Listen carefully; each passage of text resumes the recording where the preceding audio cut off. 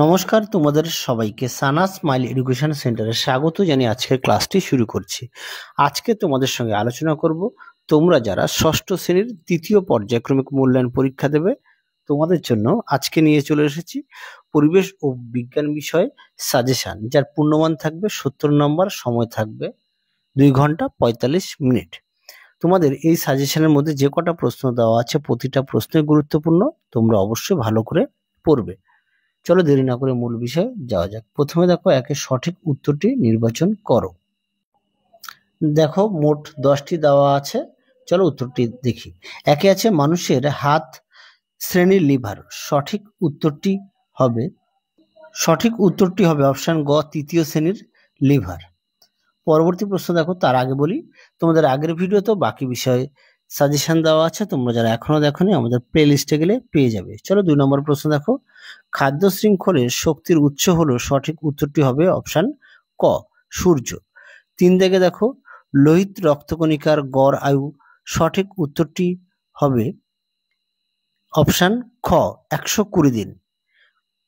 পরবর্তী দেখো 4 দাগের অ্যামিবার রাজ্যটি হলো, সঠিক উত্তর হবে অপশন গ, প্রোটিস্টা।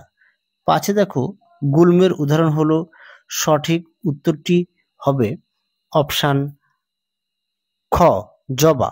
পরবর্তী প্রশ্ন দেখো 6 দাগের টাইফয়েড ও কলেরা রোগের জন্য দায়ী কে? উত্তরটি হবে অপশন খ, ব্যাকটেরিয়া। পরবর্তী প্রশ্ন দেখো 7 দাগে দেখো মৌমাছি নাচের ভাষা আবিষ্কার করেন। এর মধ্যে 3টি অপশন দেওয়া আছে, সঠিক উত্তরটি হবে অপশন খ, কার্ল ফন ফ্রিস। 8 দেখো ম্যালেরিয়ার জন্য দায়ী। সঠিক উত্তরটি হবে অপশন খ, স্ত্রী অ্যানোফিলিস। 9 দেখো সবচেয়ে বড় জলচর প্রাণী হলো, সঠিক উত্তর হবে অপশন গ, নীল তিমি। পরবর্তী দেখো 10 দাগের বাড়ি থেকে পাওয়া বজ্র পদার্থ। সঠিক উত্তরটি হবে অপশন খ, পচা সবজি। পরবর্তী দেখো তোমাদের যে কটা প্রশ্ন দেওয়া আছে প্রতিটা প্রশ্নই গুরুত্বপূর্ণ, অবশ্যই ভালো করে পড়বে, আর যদি পারো খাতায় লিখে নিয়ে পড়বে। পরবর্তী দেখো বাক্যটি ঠিক ও ভুল লেখো। মোট তোমাদের 5টি দেওয়া আছে। দেখো 1 নম্বরের একে আছে স্বাস্থ্য কেন্দ্রের বজ্র থেকে পরিবেশ দূষণ ঘটে না।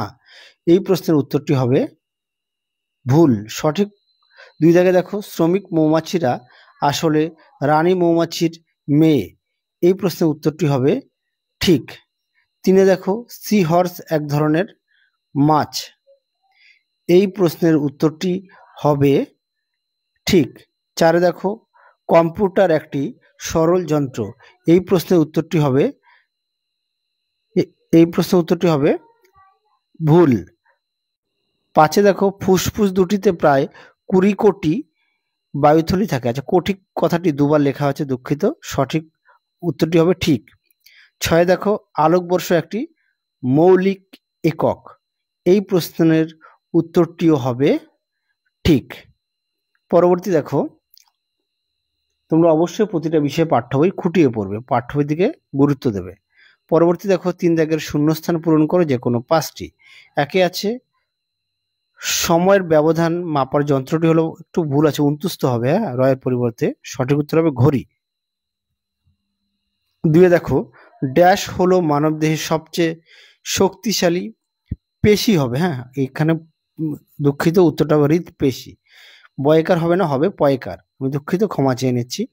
3 দেখো পুলি হলো একটি যন্ত্র। উত্তরটি হবে সরল যন্ত্র। 4 আছে শিম্পাঞ্জির মতো বুদ্ধিমান একটি পাখি হলো, সঠিক উত্তর হবে কাক। 5 দেখো ভাঙা রেডিও হলো এক প্রকার ড্যাশ বজ্র। সঠিক উত্তরটি হবে ইলেকট্রনিক্স বজ্র। পরবর্তী প্রশ্ন দেখো তোমাদের সাজেশনের প্রতিটা প্রশ্নই গুরুত্বপূর্ণ। 3 দেখো অতি সংক্ষিপ্ত উত্তর দাও। মোট 10টি দেওয়া আছে, যার প্রশ্নমান 1। একে আছে একজন বিখ্যাত প্রকৃতিবিদের নাম লেখো। উত্তরটি হবে চার্লস ডারউইন।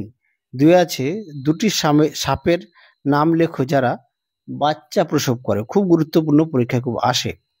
সঠিক উত্তরটি হবে চন্দ্রবোড়া ও মেটলি। 3 দেখো জলে ভাসমান একটি ফার্নের উদাহরণ দাও। এই প্রশ্নের উত্তরটি হবে অ্যাজোলা। 4 দেখো কোন শৈবালকে জলের রেশম বলা হয় বা ওয়াটার সিল্ক, পরীক্ষায় আসে যে ওয়াটার সিল্ক কি, সঠিক উত্তর হবে স্পাইরোগাইরাকে। 5 দাগে দেখো দ্বিপদ নামকরণের আবিষ্কারক কে, খুব গুরুত্বপূর্ণ প্রশ্ন, পরীক্ষায় খুব আসে।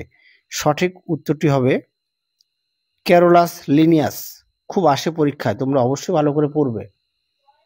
পরবর্তী প্রশ্ন দেখো 6 দাগের ব্লো হোল কি, খুব আসে পরীক্ষায়, সঠিক উত্তর হবে তিমির মাথার উপরে অবস্থিত ছিদ্র যা দিয়ে শ্বাস প্রশ্বাস নেয়। 7 দেখো কাঠের ব্লকে পেরেক পুঁততে তুমি কি ব্যবহার করবে, উত্তরটি হবে হাতুড়ি। 8 দাগে দেখো মানব দেহের কোন অংশে বৃদ্ধি সবচেয়ে বেশি, খুব আসে পরীক্ষায়, সঠিক উত্তরটি হবে ত্বক। 9 দেখো খাদ্য পিরামিডের এক একটা ধাপকে কি বলে, এই প্রশ্নের উত্তরটি হবে পুষ্টির স্তর। 10 দেখো দুটি ফসিল ফুয়েলের উদাহরণ দাও, এই প্রশ্নের উত্তরটি হবে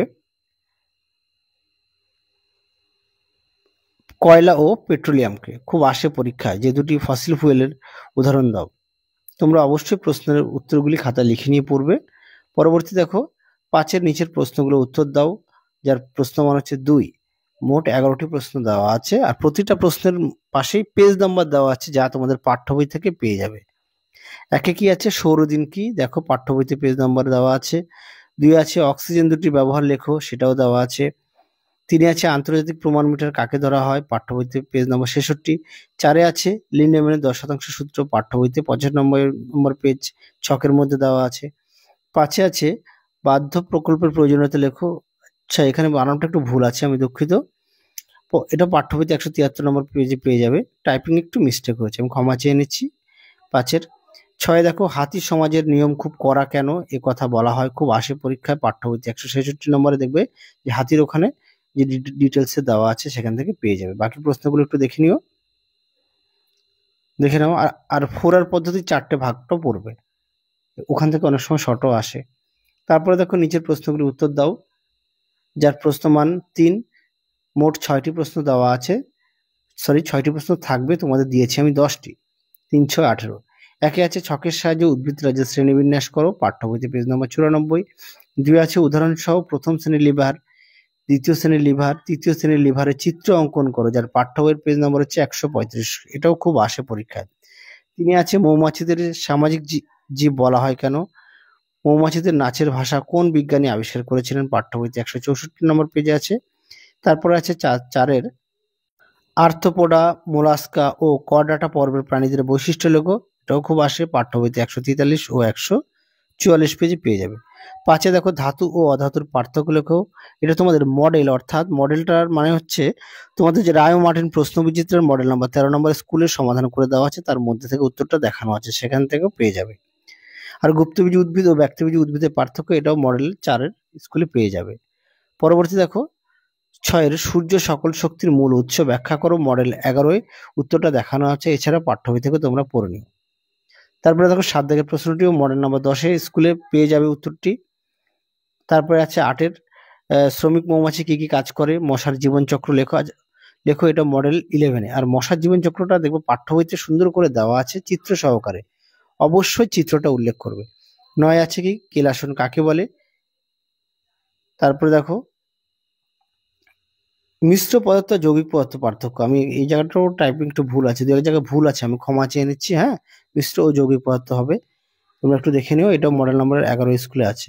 10-এ দেখো 10 দাগের প্রশ্নটা খুব আসে, তোমার বাড়ির বজ্র পদার্থগুলিকে তুমি কিভাবে আবার ব্যবহার করতে পারো, এই প্রশ্নের উত্তরটি তোমাদের মডেল মধ্যশিক্ষা পর্ষদের যে সমাধান করে দেওয়া আছে, অর্থাৎ প্রথমে দেখবে সেটটা পরিবেশ বিষয় মডেল মধ্যশিক্ষা পর্ষদের, তার মধ্যে থেকে উত্তরটা দেখানো আছে, যেগুলো মডেলে সেগুলো মডেল 11 বা 11, 10 যা যা দিয়েছি সেখানে সেই স্কুলটা দেখবে, তার মধ্যে থেকে উত্তরটা পেয়ে যাবে। তাহলে চলো আজকের মতো এখানেই সমাপ্ত করছি, আবার দেখা হবে খুব শীঘ্রই তোমাদের পরবর্তী ভিডিওতে। তোমরা সকলে সুস্থ থেকো, ভালো থেকো, আজকের মতো টাটা। আর অবশ্যই পাঠ্য বই খুঁটিয়ে পড়ো। চলো ভালো থেকো, সুস্থ থেকো।